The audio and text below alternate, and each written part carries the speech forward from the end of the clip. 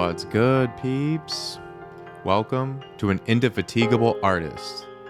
I am your host, Bleace, just a multimedia artist living in the 21st century. Appreciate you listening. A like, comment, and a share goes a long way. A free way to pay it forward. Can always go further at Bleace.com, and be sure to sign up to our free newsletter. Let's go further together, one step at a time. Episode 28, Fuzzy Beliefs. Trigger warning, I have a pen and a tongue, and I am not afraid to use either one. And before I get into today's topic, I just want to say a few things at the onset. Some may hear this episode and think that I'm being overtly political, that I'm taking a side here, but what I am saying applies to both parties equally. And it's also not about whataboutisms. I'm so fucking tired of talking about one person and the response being, well, what about them? You wouldn't be able to say that in a court of law. Your Honor, my client blatantly broke the law, but what about so-and-so?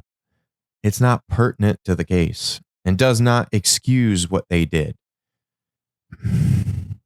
I'll also say, again, as I have said in previous episodes, I think democracy dies in a two-party system. Some may say democracy never actually existed in this country thanks to the Electoral College and the word lobbying. But what does it say about a society when the politicians are working to their grave? I feel like we desperately need to revamp this country. It's 2023 and we need to hit the update button. Compare this experiment to a computer. How often do we install new software updates to our computers? And in thinking of this experiment of a country as a computer, it's a computer that in a lot of ways is still running on code written over 200 years ago. What else do we still use from that time? We need term limits. We need to abolish the Electoral College in its entirety. Or California and New York need 4 times the number of electors at this point. How is it possible that we have had 2 separate incidents in this country where a president gets elected who loses the popular vote but wins the Electoral College vote? We can't let that happen a third time. The consequences have been drastic. Think of the difference those 2 elections had and have continued to have in terms of Supreme Court picks. It would truly be a shame on all of us for this to happen a third time without any sort of update. Popular vote. The KISS method. Keep it simple, stupid. Most votes wins. Everybody knows the rules. Good luck. Also need to do away with gerrymandering, the rezoning of districts so it's more favorable to whoever happens to be in power at the time. That's happened to me when I went to go vote once. I went back to where I had voted a few times before, and they told me that the voting place changed. This after waiting about 3 hours to vote. Getting told this, very, very defeating. I was lucky that the other place wasn't as busy, but it was still like, what the fuck? And for a lot of people, that's it. Like, that's all the time that they have. Maybe they've prepared whatever they have going. Should be a holiday at this point. Again, another update that we could do. But That's it for a lot of people. They wouldn't be able to go to that second place. And therein lies the issue. Because sometimes that other place is really far and transportation is an issue by design. They make it hard to travel. It's bullshit. Another update, term limits. The average life expectancy has drastically changed since 1776. We can't continue to have career politicians in seats of power for decades. Look at where that has gotten us today. A two-party system where both sides benefit via monetary compensation to keep things the way they are. To just pass laws that these company lawyers write, they get paid lobbying to pass these laws. And the cycle continues and continues and continues. And look where it's gotten us from the time of the first Civil War until now. People to this day still waving the Confederate flag. So many people entrenched in their beliefs. They refuse to change. Takes hot air and cold air to create a storm. Storm that is growing and growing in strength as this planet in and of itself gets hotter and hotter. So too our tempers. Look at the correlation between weather and human behavior. You find some interesting trends there. Crimes rise in the summer. December sees the most suicides. Yet we sing it's the most jolliest time of the year. It's the happiest time of the year. And therein lies a black and white example of belief versus reality in America. The month of December. The song. It's been a long December by the Counting Crows is my top 50 of all time as being from Michigan and experiencing wintertime depression heavy. And it also being the month that my grandfather passed away, one who I never had the chance to meet.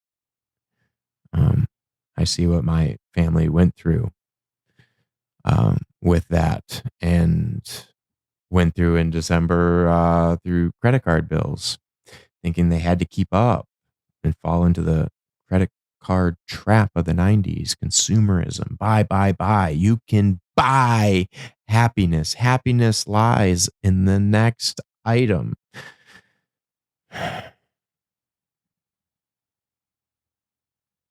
Going through the years of total craze about Christmas and then rebelling against it, totally hating the holiday and wanting nothing to do with it. And now as an adult, I see it for what it is. You know, Coke and Macy's came together and created the modern day Santa Claus inspired by St. Nicholas. They tied it to yet another belief, one that's held by many, especially at that time. So it's a belief in Santa Claus, which then gets tied into a widespread belief that it's also the birthday of this fictional character.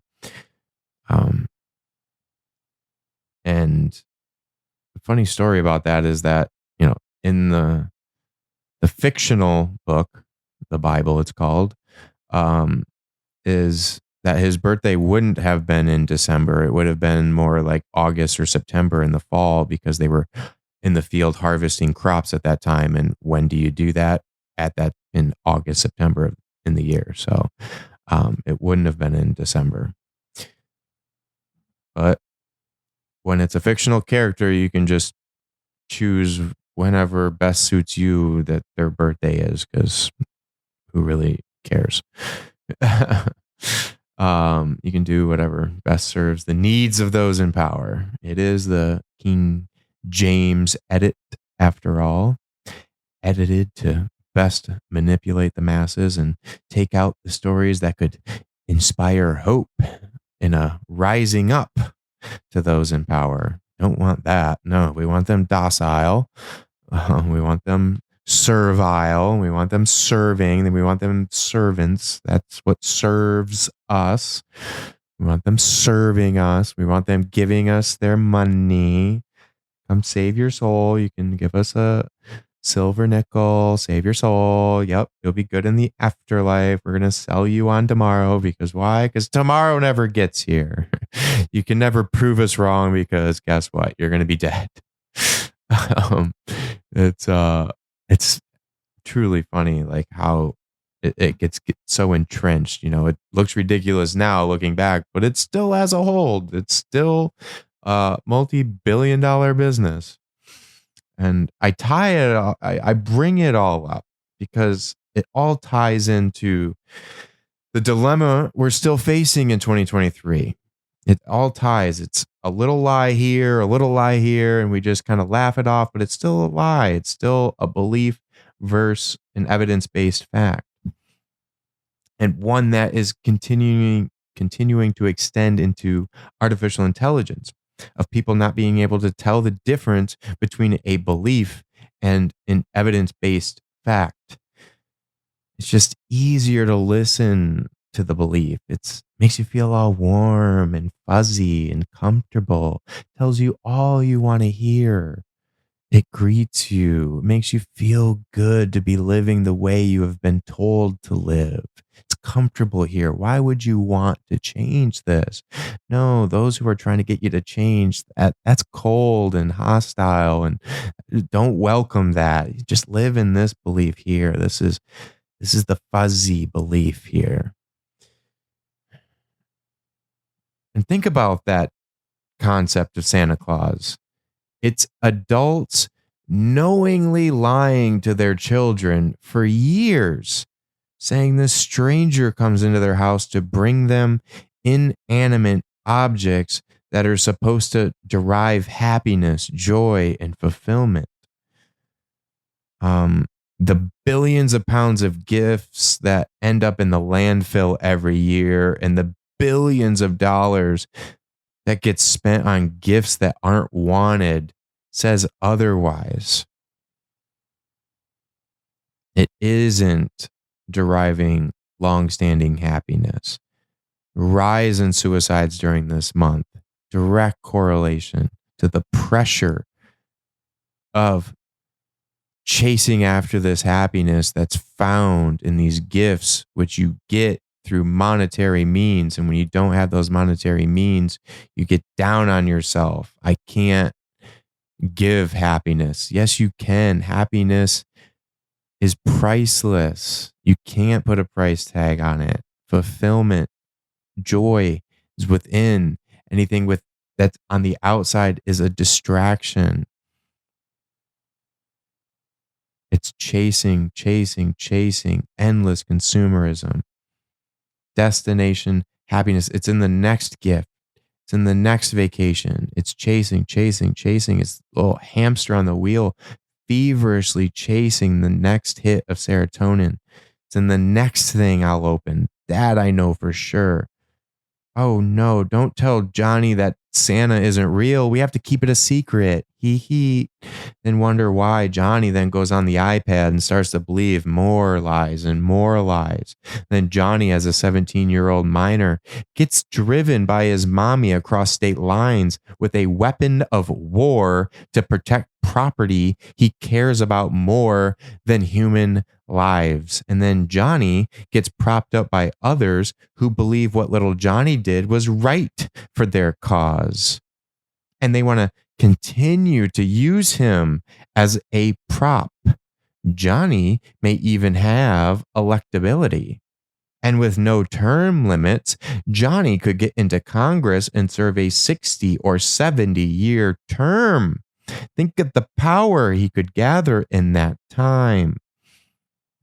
It starts with little lies over the course of someone's life. It's just little lie after little lie after little lie, little breadcrumbs going down the little path. And you're fed so many, it's hard to keep up with calling them all out. And since we're already past the tipping point at this point, where most people hear about it, believe in it without even knowing. And that's the trick. They don't even know that they're believing in something that is a belief.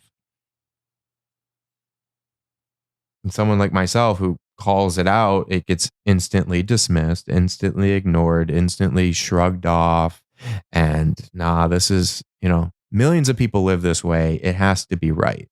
You're crazy for thinking that. Like, this is the way it is. This is how it is. It's how it's always been. How it's always been.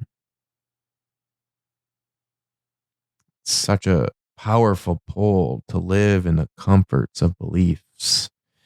Why face harsh realities? Those are cold and desolate and distasteful. It puts a bad taste in my mouth just to think of it.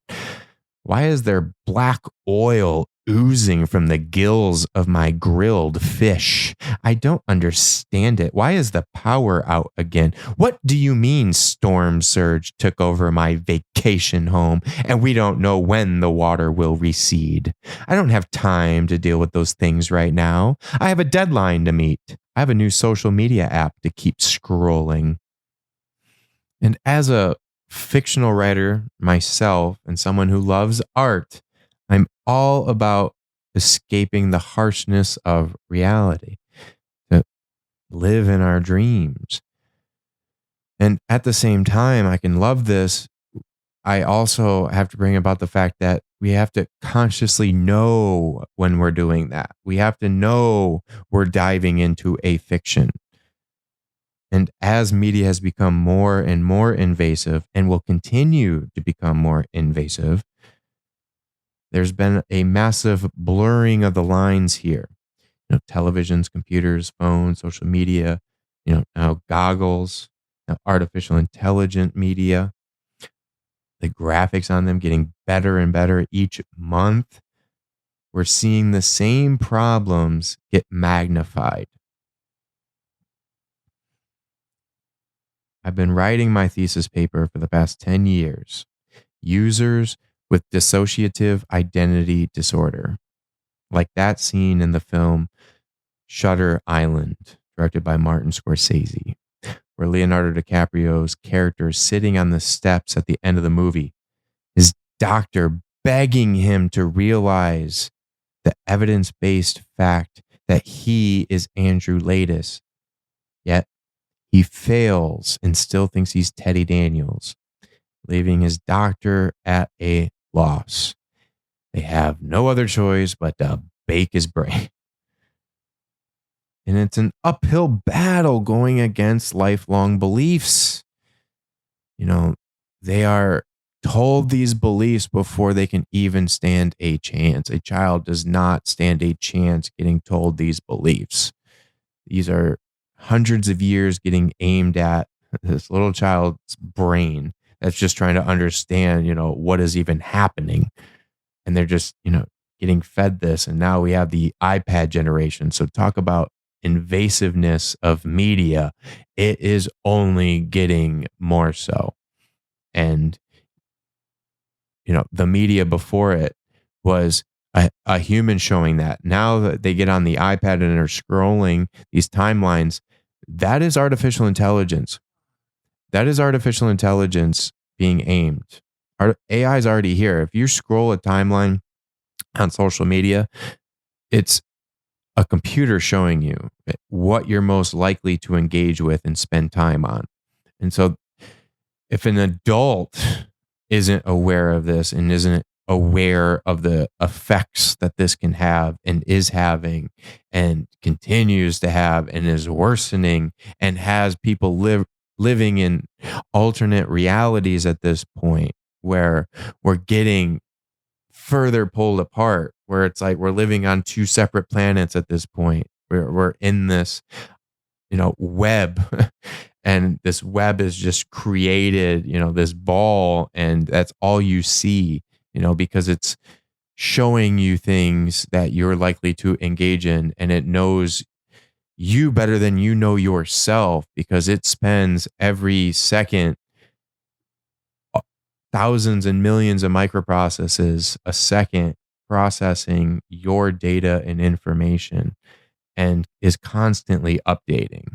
Meanwhile, what's the percentage of Americans that can't read past sixth grade reading level? What's the illiteracy rate? And you're trying to compete with a computer that's read every single text known to man. There's no, it's not even a fair comparison at that point. It ties directly into every major problem we're facing, including climate change. We're having the hottest month on record, which is 100,000 years worth of data, worth of information. We're having the hottest this month, day after day, breaking the record. Hottest day, hottest day. And look at how many still say it's a hoax as they continue to get slammed by record-breaking storm after record-breaking storm, record-breaking heat wave after record-breaking heat wave. Water in their lungs, they will still scream, it's a hoax. It ties directly to the fact that the president has to face what he did. He has to face what he did. There has to be accountability for these actions because there has to be accountability for things you actually do. This again, evidence-based facts. You have to follow the facts. You're innocent until proven guilty. Yes. We have to follow the facts. And in saying that, I'm saying that as someone who thinks we do over police. America has by far the highest incarceration rate in the world, and that is by design. I think one of the gravest actions this country is taking right now is building more prisons for profit than schools and colleges. Prisons for profit. These companies which you can buy stock in through the New York Stock Exchange. Think of that. What does that say about a society? A society that has the highest incarceration rate in the world by far, and it's not even close. And you can buy stock in that. You can make money off of that. For people being forced to work. Yet, people on the 4th of July cheering freedom. I love my freedom. Chanting freedom, USA, all of that. While we have the highest incarceration rate in the world. Again, beliefs versus evidence-based facts. It's everywhere you look.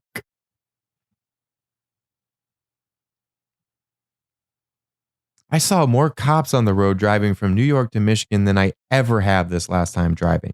There honestly felt like there was a cop every mile of that road, either waiting to pull someone over, hiding in the bushes, or already having someone pulled over. And the cars just look like predators on the road. And it's all about money. It's a monetary gain. It's a business. Why else would there be laws for seatbelts and speeding? Do you think they actually care about your safety? Not if it didn't mean more ways to make money. They lurch, hide behind these bushes, sit at the bottom of hills, bottom of mountains, as was the case with me when I was driving to Telluride Film Festival in a rental car with the out-of-state license plate, and the cop had his lights on for the person in the lane next to me, who then switched lanes last second to pull me over. I glanced over, and sure enough, that other person had an in-state license plate. They knew it was better to pull an out-of-state license plate over way out here in the mountains, as I was more likely to just pay the fine than to fight it. I tried to fight it through Ticket Clinic, but since it was so far out there, it was cheaper to just pay the ticket than to pay them to fight it. And while I was pulled over, I saw that there were about a dozen more cops just in the seeing eye distance of me looking around. 12 or 13 cops that, again, were either on the side of the road waiting to pull someone over or already had someone pulled over. And they were at the bottom of this mountain, knowing that this film festival was going on and that people would be driving in from out of state. They, of course, knew it was happening. They were at the bottom of this mountain at a fucking speed trap that they've probably had set up for years every time during this damn festival. Again, these institutions tying themselves to money. Why does it have to be a financial hit for speeding or a seatbelt? Why is it financial? I know there's options for community service or serving time, whatever. That's not the point that I'm trying to make here. It's that there ultimately is a financial burden. Why? Why does this need to be a business transaction of money and a financial incentive to pull people over? A way for the city to make money? There has to be a better way to make money for the city. Crazy speeding, reckless driving, sure, pull that over. But going 75 on a 65, really? Who the fuck is that hurting? Not having a seatbelt? You're trying to save my life? Come on. Just tell me. Be a community servant. Pull me over and tell me to put on it. Why does that have to come with a financial burden to it? If you really want to serve me, if you really want to save my life, and that's what it's ultimately about, you can do that without a financial burden. The ones that are really hurting and causing more accidents are the ones driving 55 on a 65 or slower. That's what's fucking up traffic and causing more accidents. Again, belief, which is thinking the speeder's causing more accidents, versus evidence-based fact, which is the slower cars causing more accidents. We have to grow. We have to take the next step. We have to face hard truths. We have to differentiate between beliefs and evidence-based facts. Artificial intelligence, like I've said, has already been around in social media. There's no need to fear of it coming. It's already here. It's already a part of our everyday lives. It's slowly taking over. And it's been magnifying a problem that already existed because it drives engagement. It wants you to engage. And what gets people engaging more is anger, hate comments, something that pisses you off, and it wants you to leave a comment. It wants you to talk about it. That is good for advertisers. It's good for impressions. The computer is studying you and your habits every second of every day, giving you things on the timeline that you are most likely to engage with. The onus is on all of us. It's not on these centralized platforms. We can't let them govern themselves, which is really what has been happening since their creation, as they are spending billions bribing politicians. Oh, I'm sorry. In America, it's called lobbying, and it's perfectly legal because of course it is. Because of course lobbying is legal. The politicians are going to say they are allowed to make an infinite amount of money for as long as they possibly can, even though they are mentally dead. We have to get younger people elected. This cannot be who is running our country in 2023. They're all a fucking embarrassment, and that is not tied to any one party. Fuck both of them. Democracy dies in a two-party system. In what time in human history has it been the elderly, the nearly deceased, who are running things? When has this ever been the case? In order to evolve, we have to quickly adapt to change. The rapid pace that social media and technology has advanced, especially in the last decade, has far surpassed any government in power today.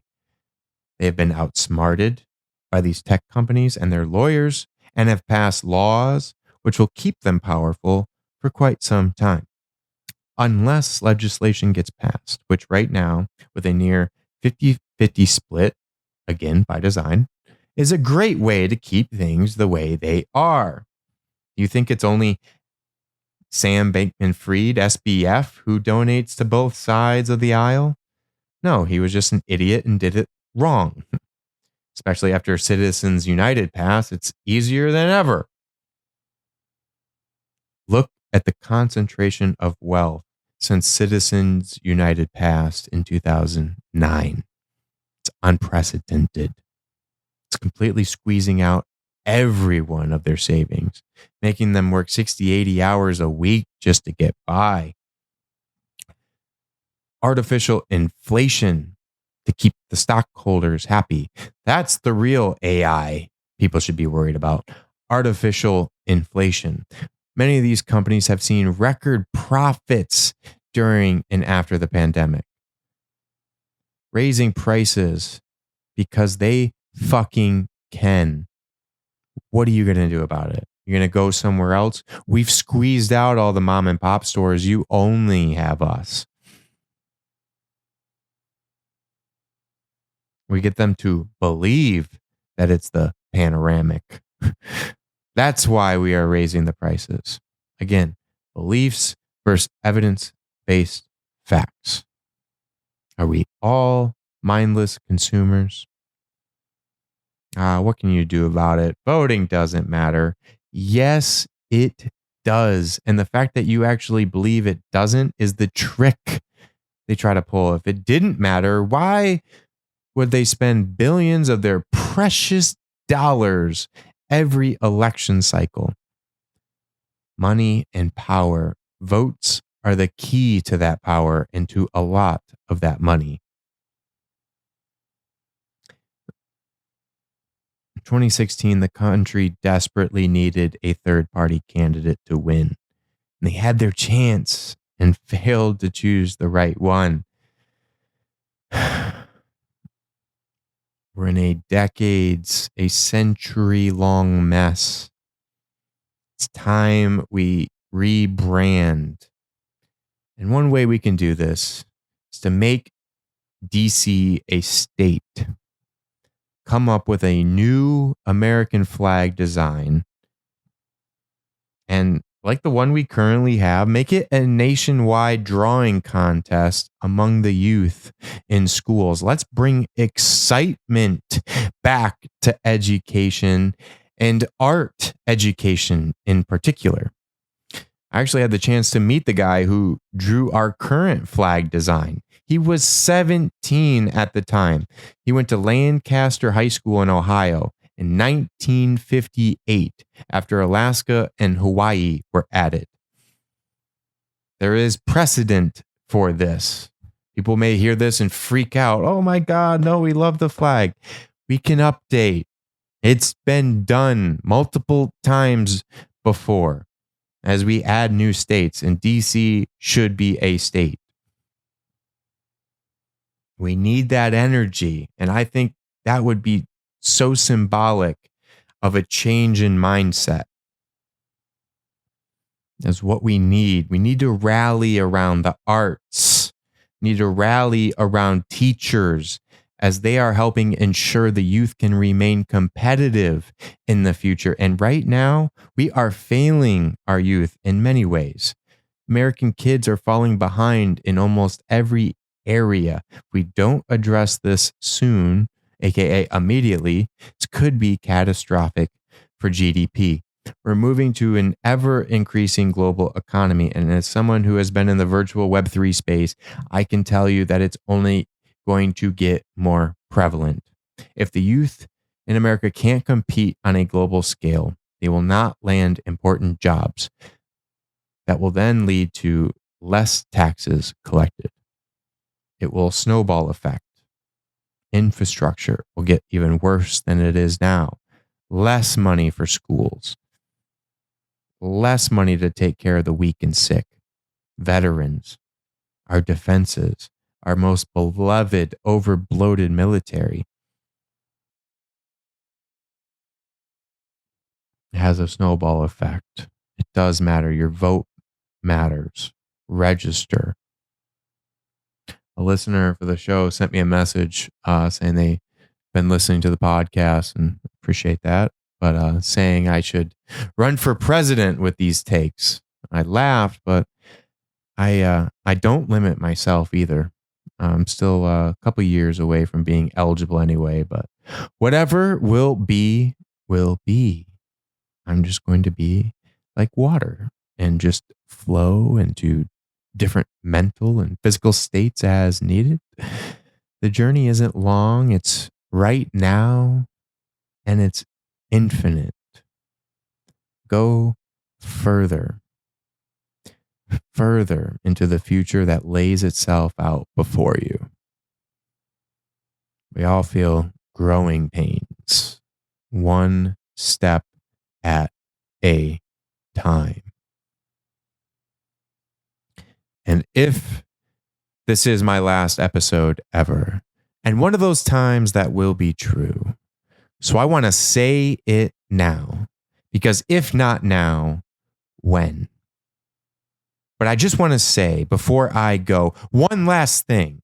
And if it's the last thing I ever say, I want it to be this.